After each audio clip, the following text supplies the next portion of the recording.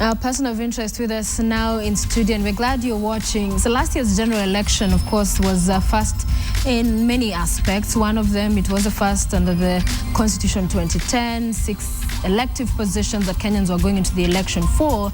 But for the people of North Imenti, for them are very first because they elected as their representative to Parliament a non-indigenous person. And at a time when Kenyan politics, negative ethnicity, and more so tribal politics is major, is huge, and forms a lot of conversations that we get to see and debate from both coalitions, it's important to see that the people of North Imenti went against the tide. So how exactly did my guest this morning get to that place? How did he get to bring these people not to particularly go the way that we've seen usually people go, but go against the tide? And Abdul Rahim Dawood, who's MP in North Imenti, is with me in studio with an amazing story which he'll talk to us about. Thank you very much for joining us. Thank you. You know, when I heard about you, I was like, huh? Right in the heart of Ameru. I hear you regard yourself as the brownest person in the Ameru people. Yes, in Kimeru we call it Mumeru Mutune. Mumeru Mutune. You speak Meru? Yes, I do. Yeah? A little, yes. So where were you born there? Yes, I was born in Maua, in Meru, where the mirai is grown. But we moved many years back. Okay. And basically, I've lived most of my life in Meru. In Meru. Yes. So you're now MP in North Imenti, but how did this begin? How did you get into politics? Initially, I was a councillor in the commercial ward, and I had the highest votes, and I wanted to become the mayor. But the MP who was chosen at that time conspired for me not to get the mayorship, although I deserved it. Okay. And they played around with the nominations, so I couldn't make it. I lost by 2 votes. The 2 votes which should have been mine were taken away. Yeah. So after that, I've been doing a lot of CSRs. And I think people just wanted a change as well. Yeah. The seat previously was held by Minister Muiraria, David Muiraria. Yes. Previous to that was Jackson Angaine. So it's always been held by either a minister or an assistant minister. Wow. But it was the first time we never got a ministerial position in the last parliament. So had it been there, ministers were MPs, I think I might have got an assistant minister. Yeah.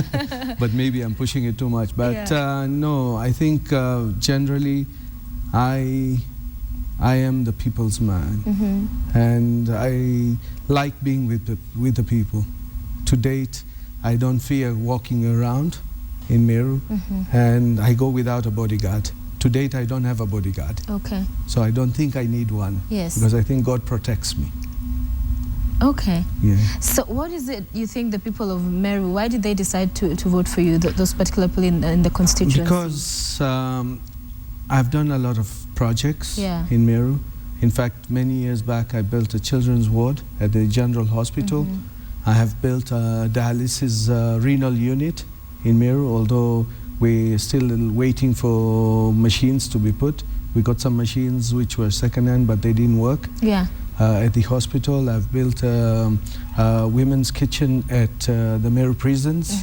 I've built a dormitory at the mentally handicapped, and many other projects, small projects everywhere. So for you, it's about service to the people. It's about working and getting things done, because a lot of people we see getting into politics, that is really not the idea behind it. In fact, Sophia, when I was a councillor, I never took my salary for the last 5 years. I distributed everything, and on top of that, I was giving my people kiosks as well, so that when I give them kiosks, and I give them 10,000 shillings to equip the kiosks, but apparently the powers what were there, they would not let me put the kiosks in any place in town.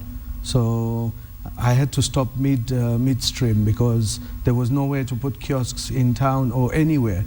They were never licensed. Wow. So your salary would go to the people? Yes. All of it? What we would do a draw. Yeah. My supporters, they had cards, supporter cards. And every 3 months we would do a draw, and people would come, they just participate in the draw, And let me tell you, a lot of people benefited from that. 10,000 every month. We do 12 people get every 3 months. So the salary for a councillor was very little, by the way. Yeah. Okay. And your wife and your children, so you do other business? Because I'm thinking that's what you are doing full time. What were you taking home? Yes, I started off, we were not very rich when I was born. Yeah. In fact, I was born in a Mabati house. Moved up slowly. My dad used to be driving trucks and all that. My mom used to stitch clothes, and that's how they brought us up. But I run hotels, and I've got petrol stations and buildings. But I believe everything has come from God, and it has to be, if we can't help people, then we don't need that money. Yeah. Yeah. How did you perform at the elections with your other competitors?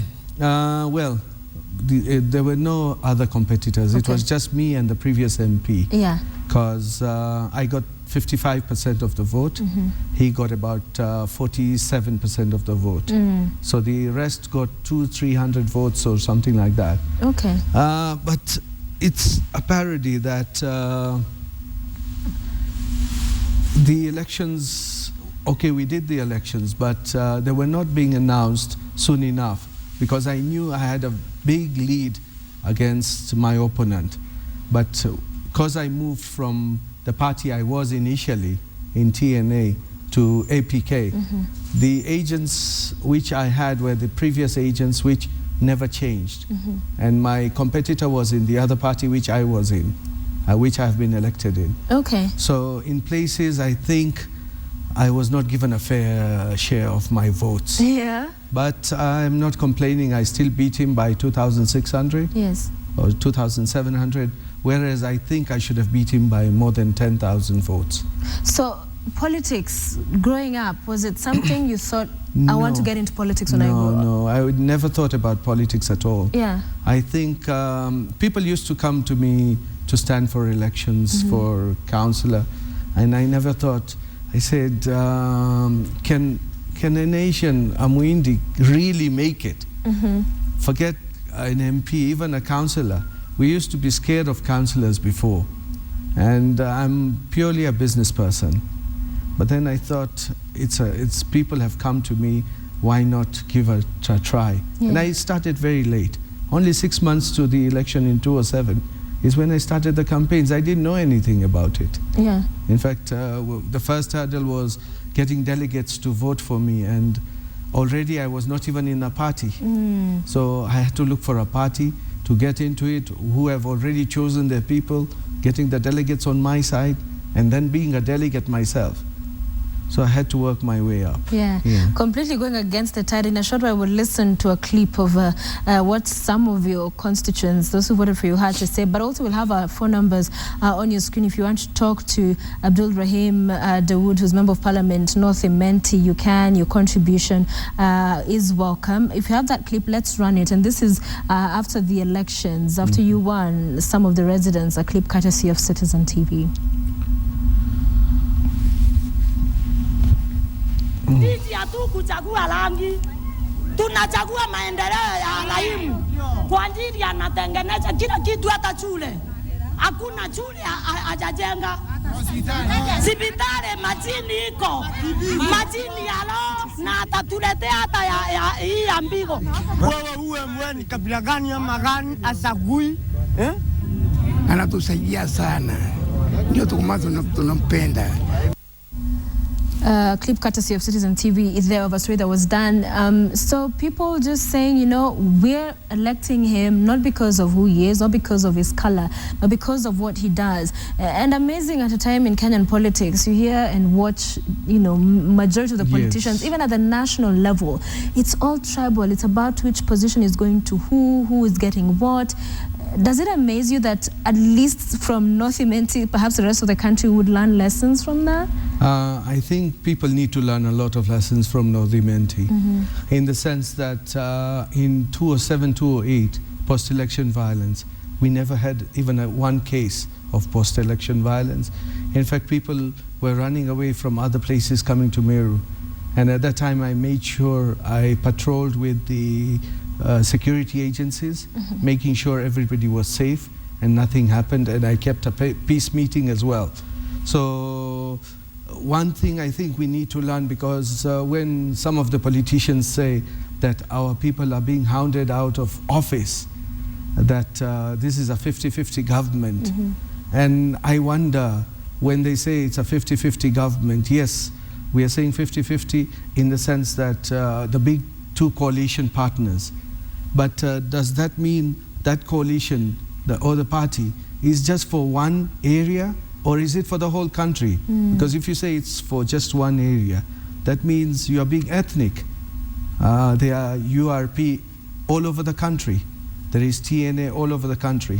And if you go to see, a lot of people are blaming the President Uhuru and Ruto that they have kept their own people in top positions. But if you go to see cabinet secretaries, and I said it even when the President was in Ameru, how many is Professor Kaimenyi Kikuyu? No. Is Najib Balala Kalenjin? No. Is Kazungu Kambi a Kalenjin or a Kikuyu? No. Fred Matiang'i, is he a Kikuyu or a Kalenjin? No. Charity Ngilu, Adan Mohammed, like that, Wario. They are not, so I think we should get out of this cocoon of ethnicity if we are to go ahead, because otherwise we are not going to make it. Like in England, many of the prime ministers are not English. Some are not even English at all. And like Sir Alex Ferguson, the best football manager in football history, he's Scottish. He's not even English. So I think we need to get out of it. We need to think who is going to deliver. That is the most important. And where does that kind of thinking get lost? Because we find every election year, it's the big parties and the kingpins, if you like, you know, that will carry the day. That you find that even politicians who are very brilliant, very well exposed, have an understanding of the issues and repercussions of their choices and some of the pronouncements they make. When it comes down to, I want to get votes, they all read from the same script, and a tribal one for that matter. Where is it that we're getting it wrong? Where does that all go out the window at some point? I think one way is they think about the protection they're going to get from the community. Unfortunately, the ex-Prime Minister, Raila Odinga, when he was in Ameru, I think it was in 1997, and people started throwing stones on him. And the thing he said was, if I become the president, you are going to cry. So you see, that makes a perception that if this person will come in, we will not be safe. And the 24 years of President Daniel Arap Moi, we know most of the central region were in the opposition, and most of them were removed from positions of power. But what I want to ask the people is, if your person is there in power, it does not bring ugali on your plate. Like President Moi said once, I'm appointing, even if I appoint Saitoti to be the vice president, it will not increase the ugali on your plates. You remember that? So I think we need to get out of that cocoon if we are to build Kenya. If we are to build Kenya. So it's the people that need to focus on who's delivering. Who's going to deliver? Because if that was the case, then I would never have been elected in Ameru. I would never have been elected.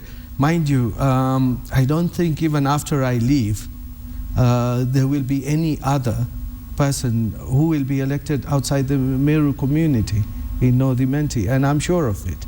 How come? I'm sure of it because there is this feeling that unless you have done work for the people is when you will get elected. So what my advice is, I mean, why do we get into politics? Because we want to serve the people.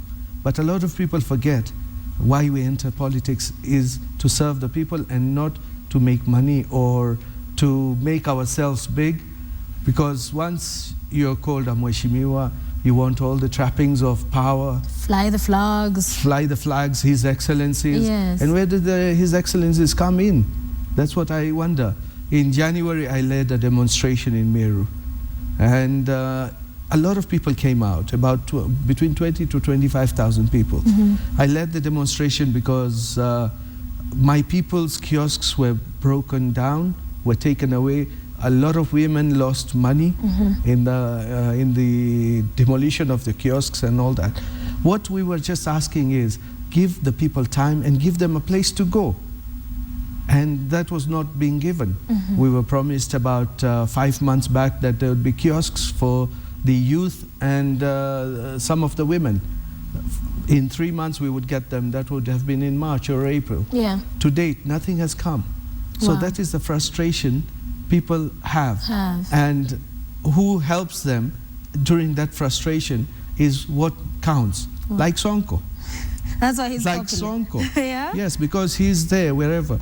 Whenever there's At a the fire, hour of need, yes, he's the guy who whenever there's a fire or anything in Ameru, I'm there at any time. I take mattresses, I take blankets with my own money, not with CDF, by the way. CDF does not pay for that. So when there is food shortage or when there is a drought, I go with some of the churches and we give food outside my constituency, not even in my constituency. So by word of mouth, that gets to my constituents as well. Yeah. So how then would you define a good leader? Because I've heard of service delivery, you know, getting sure things are being done in the county to help the people.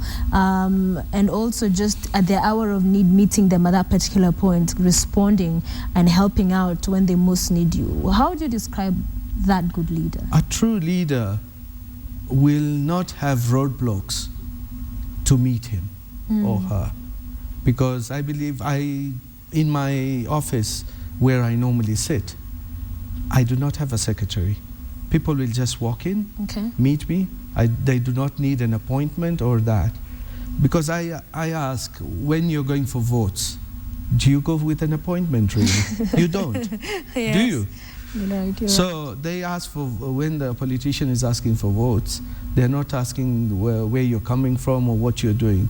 And that's what pulls a lot of politicians back. 5 years down the road, they don't get elected again because they've been so aloof and think they do not need the people again. So they come at the last minute again on the 5th year. A leader should be there to serve the people, to help the people in their problems. Yes, there are a few people who keep on asking you for money, and that's one thing we need to finish in Kenya. Because if you expect a leader to dish out money always, it will not work. He will stay away because he may not have all that money to give away. Expectations are a lot, I'll be frank with you.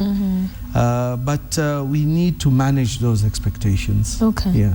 Miraa is a huge commodity. Let's talk about that a little bit in Meru. And the British government coming out and, you know, burning the same. What are your thoughts on that? I think we need to talk soberly about Miraa.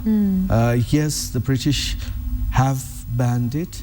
The Netherlands had banned it about a year or two back. And maybe the UN as well is going to say it's a drug. So what the government, we have asked the president to do is involve the trade minister and lobby at the World Trade Organization and the UN that it should not be certified as a drug. But the other thing is, we cannot say because Britain has banned Miraa, so we chased out all the British from Kenya. It will not work. It's not good for investment. So that's what I believe. It's not. We need to attract investors. We need to attract tourists. The other day in Greece, they had 20 million tourists in a year, when we are talking about 1.8 to 1.5 million tourists. Yes. We need to see what we are doing wrong. And I think the Miraa issue should be taken up in a sober approach. And we need to still engage the British government and the Netherlands government as well, and the whole of Europe through the World Trade Organization. Okay. For you, you're MP now. This, as you said at the beginning, kind of like you got here not having plans to be in politics. So what happens 2017? What's next? I'll wait for 2017 to come. I would not want to say, but I think initially I had thought in 10 years after my MP, I would go for the governorship. And in fact, many people were thinking if there was a by-election, in case the Supreme Court ruled against Governor Munya, I was going to stand. And I think they were very mistaken, because I'm not hungry for power. And I think we need to sort out this issue regarding MCAs being able to impeach governors so easily. The burden of proof should be raised, like what Senator, the majority leader in the Senate, Professor Kindoki. And there is another bill as well, I think it's Honorable Kenyan who is bringing it, to see how MCAs can have a higher standard of proof against the governors. But until we do not do that, our devolution is going to fail. Okay. Let's talk a little bit more about the national politics. And the last year's election left the country quite divided, almost right half down the middle. And, you know, the former Prime Minister left the country, he's back, and there's a whole now debate about national dialogue, each, you know, court demanding for the same. We're hearing government saying they'd planned and now they've put it on hold. Such a country as it stands, deeply divided and all manner of factions, if you were the president now, what would you do? First of all, I'd like to say the Saba Saba, what the ex-prime minister is calling for, it's completely uncalled for. Because what happens with politicians, they talk a lot. They do not go onto the front line. Who gets hurt is the common person. Who will die is the common person. This, even in post-election violence, did you hear any politician die? No. Because they were in their houses or in hotels enjoying tea while people were getting killed. So I think that's the wrong approach. What are we going to achieve by doing a Saba Saba? That's the first thing. They want their voices to be heard, because the government seems not to be agreeing to their But you see, the voices to be heard, we elected representatives to Parliament, to Senate. And in fact, governors, I think there are more than 50%, over 50% of the governors are called. And I think they've got the best opportunity, like in Mombasa, the whole Mombasa County Assembly, together with the governor, with the senator, is called. And many places like those, Kisumu, Nairobi. So what are we going to achieve by doing mass demonstrations? We're going to chase away investors, which we really need. We'll give the terrorists a chance to infiltrate our ranks. And what if something goes wrong in that demonstration? We'll close the tourism, we'll close business, we'll close everything. So I think we need to really think, okay, the president did talk about national dialogue on Madaraka Day. Yes, but I think we as the Jubilee Coalition, when we went to State House, we talked with the president, and yes, the president was right that he wanted to do it 5 months, but now the agenda has been hijacked. So I don't think it's possible to talk at this with ultimatums. Yes, let's talk, but let's talk through Parliament. Let's talk through Senate. Let's talk through the Governor's Council. And that way we can sit down and iron out the issues. But by raising a lot of tension, we're not going to get anywhere. When you look at this, so for you, it's ulterior motive, it's politicization at its best. Yes, definitely. It's getting to power through the back door. But they've not asked for power. They have not asked to be in government. You see what happens, it will be like what the Arab Spring was. Once it is done, you cannot undo it. Let me tell you. I know, because I did the demonstration in Ameru. I did it on Monday. On Wednesday, there was another one. and the whole town was closed. Children who were in school, they could not get even their lunch. A lot of people could not get to work. Ambulances could not get out of town or go to the hospital, and it affected a lot of people. Are we saying we will shut down the whole country? That's the thing. Okay, but there are issues that they've said they want ventilated, discussed, put on the table, which are important. Talking about devolution, talking about security. So what then happens? You see, the thing is, when you say about security, have they come up with anything? You see, an opposition is supposed to have a shadow cabinet. The whole shadow cabinet should be there. Is there one in the opposition? There isn't. If you go to any democracy, anywhere in the world, there is an opposition shadow cabinet. Do we have one? Let them not just keep shouting at the top of their heads without offering solutions. We don't deny we need solutions. Yes, we cannot do it on our own. We need everybody on board. But give us the solutions and not just bickering. That's what we are saying. And what do you make of the bickering that also has been going on in Jubilee itself, especially the URP side? That's what I said earlier, that we should not be talking about it's a 50-50%. 50% yes, TNA, 50% URP. But I as the APK, I'm the bus party, we are part of the coalition as well. There are smaller parties as well. So we are part of that coalition. And the coalition does not mean TNA is Kikuyu only or URP is Kalenjin only. There are other elected leaders in URP from outside the Kalenjin community, like in Teso. In Teso, we've got 2 URP MPs from Teso. Okay. They are not Kalenjin. We've got TNA from Kisii, Jimmy Angweni. He's from Kisii, and he's TNA. Yes. So TNA is not central province itself. It's all over the country. In Ameru, we have got 5 MPs from TNA, 2 from ODM, and 2 from APK, the bus. The bus. Yes. So you see the bickering, I think it's a few people who are misguided, who want to pull the government down for their own reasons. And like the Deputy President has many times said, there are some of them are brokers. Yeah? Yes. Brokers for who? For people for hire. You see, Guns for hire. You see, I think you read about, I think it was in England, there were people who were being paid in Parliament to ask questions. And the same could be happening here as well. Okay. Yeah. So you're in APK, and the thing with political parties in Kenya is they're largely seen to simply be vehicles to get people to power.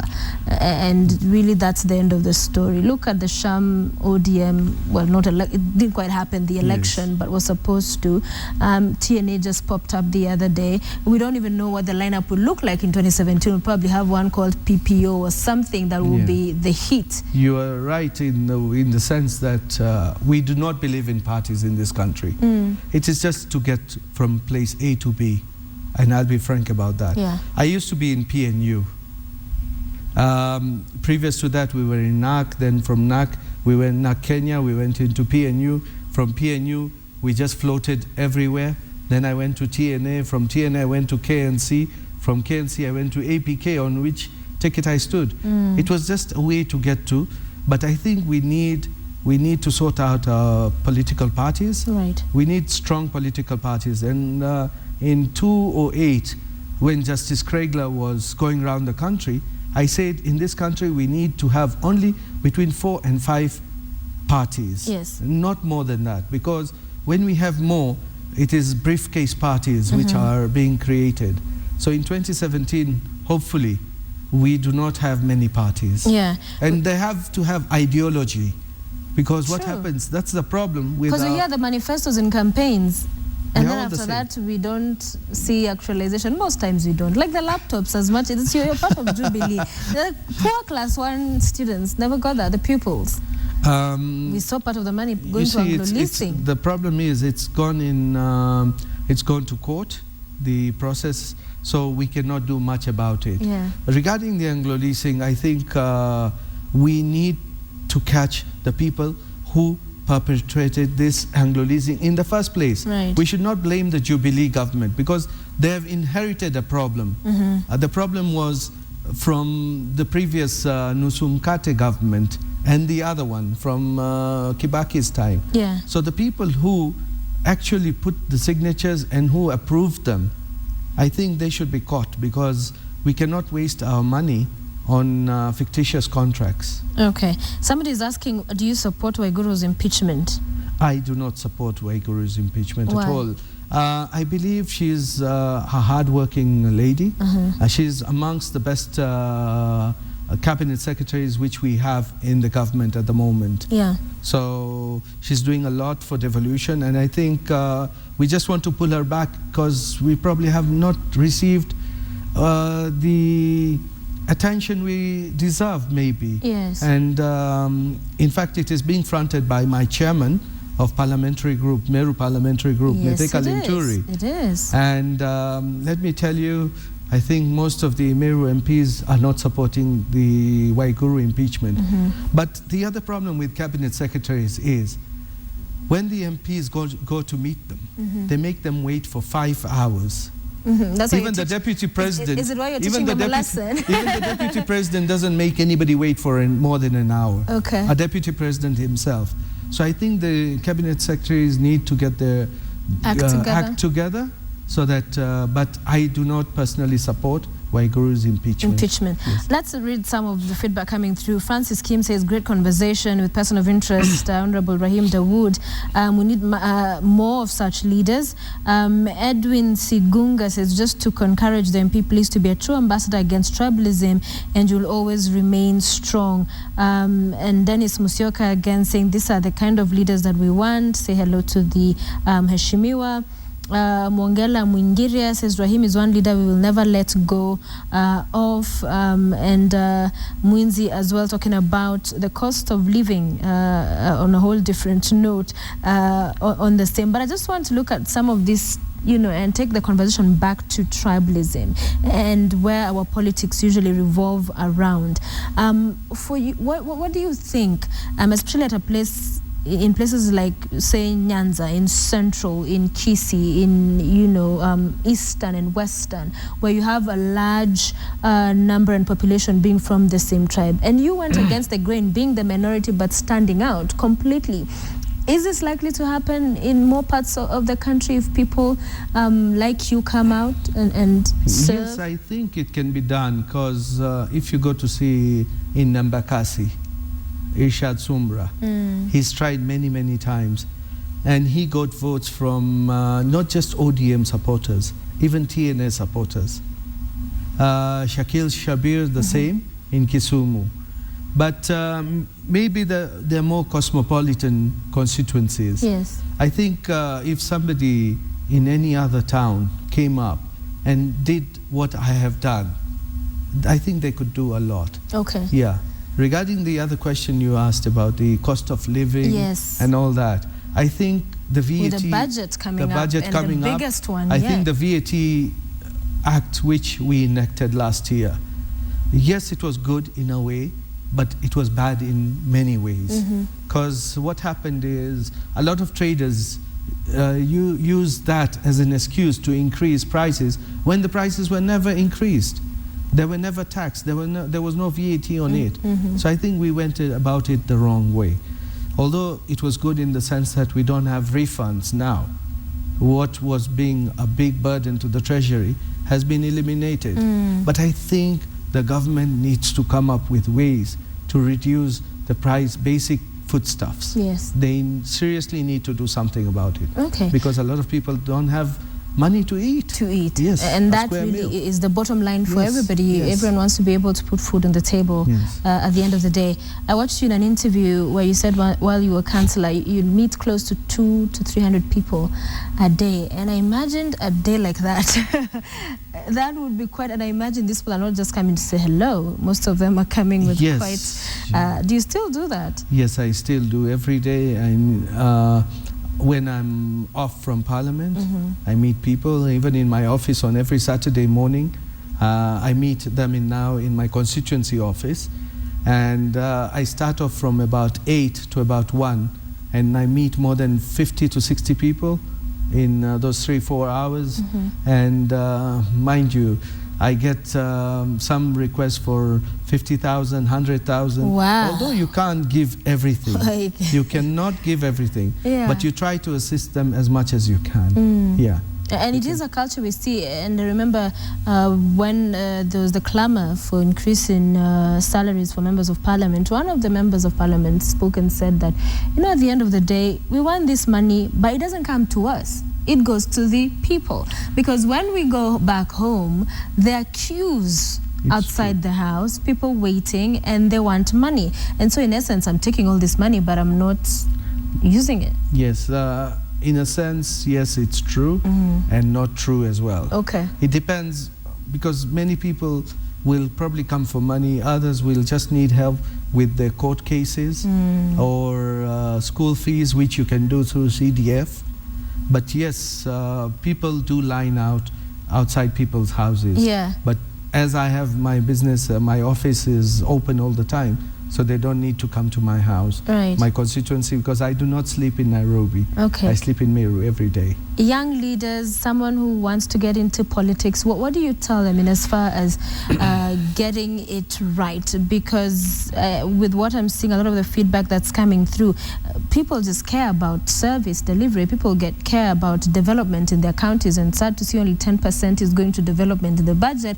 But that's what people want in their areas of living. They want to be able to get to move forward.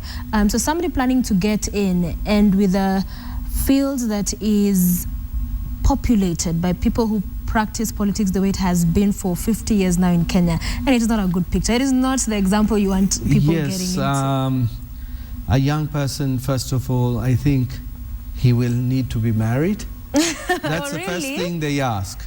Really? Are you married? There are things which, it's very dirty, let me be frank. In fact, when I was going for elections for the MP, it was worse. People, my opponents used to ask if my wife knows how to make ochoro. Ochoro is the, you know, the curd, the one you make, it's like, what do you call it? I don't know what you would call it in English. It's like uji. Okay. The traditional one. Oh, shoro. Oshoro. Okay. So, and I wonder, where will they come for that Oshoro when it is me who is looking for votes and not my wife? Yeah. So, young people, yes, the youngest MP in the country just got married over the weekend, although he had already, they had already done the marriage. So he told them, this one is the one who's going to yes. be. She was with him, and she did all that. And he won against very tested opponents, although it was a split from my constituency. Okay. And I think, yes, they can do it, but they need to have money. When you money say is very important in politics, yes. How so? Because you need to move around.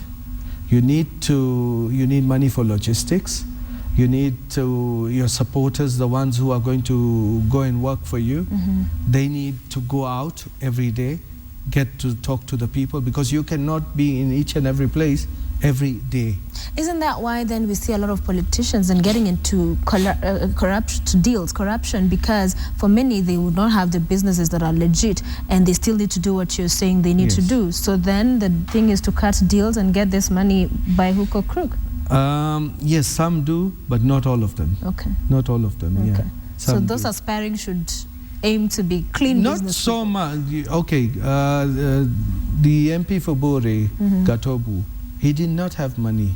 And some people, you know, they derided him, saying that he doesn't. He does not even have shoes. So what the other candidates were who said that? So people said, okay, we are going to put him the shoes. That's what they said, and that's what they did. Okay. Yeah. We must bring this to a close. Actually, realize we are at 9 a.m. And before we go, you speak some Meru. Talk to us a little bit. What will you say? Say hello to your people back at home. Antoba Ameru. Toe nau Nairobi na KTN motega Sofia. Yes. Na totigwebwega bantu bonte na tutakwenda kwa Rumana At least I can hear some of that, because I understand. We don't want to fight. We don't want to fight. We don't yes. want to fight. Thank you very much, Abdurrahim Dawood, Member of Parliament, North Imenti constituency in Ameru County. We appreciate you being with us. I did say I'm not standing for any big seat in 2017. I don't want it to be seen that I'm going to be standing for a governor. Once I get back to Ameru, I get beaten again. But you just might. We never know. We'll watch. Okay. We'll watch. Thank you very much. Thanks, and all Sophia. the best with your work.